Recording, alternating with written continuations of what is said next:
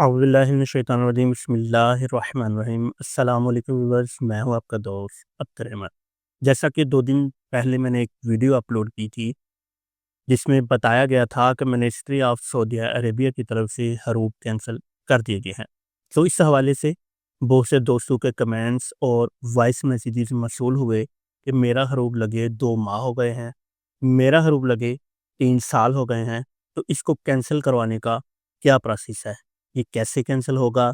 ये कैंसल होगा भी या नहीं? वगैरह, वगैरह।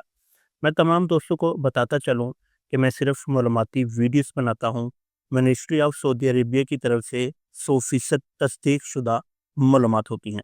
वो आप तक वीडियो की शक्ल में पहुँचा देता हूँ ताकि आप लोग मिनिस्ट्री ऑफ सऊदी अरेबिया की लेटेस्ट न्यूज़ के हवाले से बाखबर रह सकें।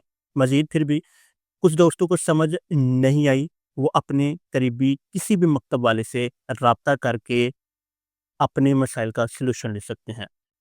या मैं नीचे एक नंबर, लोकेशन और नाम मेंशन कर दूँगा।